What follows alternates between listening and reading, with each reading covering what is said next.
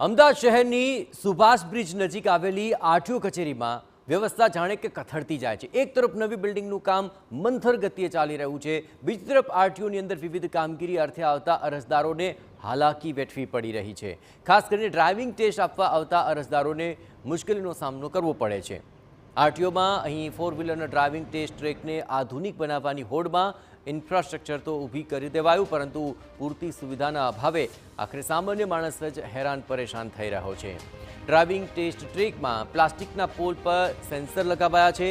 આ sensor driving test આપતા વ્યક્તિની ગતિવિધિને નોંધે છે, પરંતુ આ પ્લાસ્ટિક પોલ ઘણા સમયથી કેટલીક જગ્યાએ વળી અને તૂટી ચૂક્યા છે।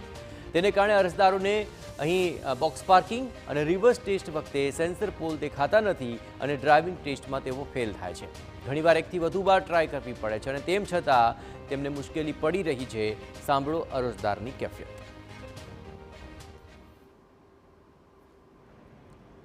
સેકન્ડ ટાઈમમાં હું પાસ થઈ ગયો, ફર્સ્ટ ટાઈમમાં ફેલ થયો હતો બોક્સ પાર્કિંગમાં, ટાઈમ આઉટ થઈ ગયો, ઓરેન્જ પિલર મને નહોતા દેખાતા પ્રોપરલી, ને પછી મેં સેકન્ડ ટાઈમ માટે મહેનત કરી હતી, એટલે પછી હું પાસ થઈ ગયો છું આમાં। એટલે મેં બે ગાડીઓ, ત્યાં રોડ હોય ને ત્યાં બે ગાડીઓની વચ્ચે મેં ત્યાં પ્રેક્ટિસ કરી હતી, ને બીજે એટલું મેં ત્યાં રાખ્યું, જે લેફ્ટ સાઈડનો મિરર હોય ને ત્યાં મેં આખો નીચે કરી નાખ્યો, મને ઓરેન્જ પિલરના નીચેના જે સ્ક્રૂ હોય ને એ મને દેખાઈ જાય। ફર્સ્ટ અટેમ્પમાં એવું થયું હતું કે હું પાર્કિંગમાં ફેલ થયો હતો, ટાઈમ સમય પતી ગયો હતો અને અત્યારે મેં આપી, અત્યારે પાસ તો થઈ ગયો છું, બટ અત્યારે એક ઇસ્યુ મને એ જોવા મળ્યો અહીંયા કે જે સેન્સર્સના જે લોકોએ થાંભલા રાખ્યા છે ઓરેન્જવાળા, એ ઘણી બધી જગ્યાએ તૂટી ગયા છે અને વળી ગયા છે। એના લીધે જે રિવર્સ એસ છે અને આંઠડો છે એમાં મુશ્કેલી થાય છે, અને અત્યારે બી મારે એક વખત એવું થયું કે જે તૂટેલો થાંભલો હતો એના ઉપર ટાયર આવી ગયું છે। અરજદારોને 2 કે તેથી વધુ વખત ડ્રાઇવિંગ ટેસ્ટ આપ્યા બાદ ડ્રાઇવિંગ લાયસન્સ મળતું હોય છે, જેનાથી અરજદારોનો સમય અને રૂપિયા બંને વેડફાય છે। આ બાબતે TV9એ આરટીઓ અધિકારીઓનો સંપર્ક સાધ્યો, પરંતુ તેમણે તો આ અંગે કંઈ પણ કહેવાનું ટાળી દીધું।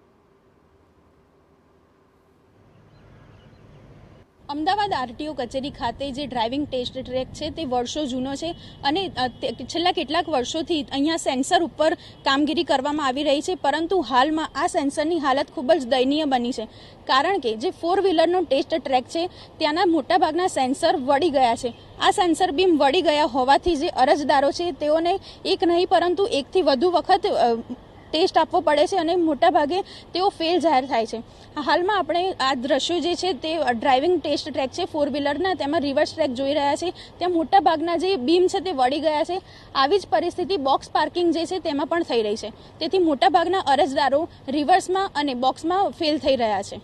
કેમેરા પર્સન મનીષ ત્રિવેદી સાથે ધ્વનિ મોદી, TV9 અમદાવાદ।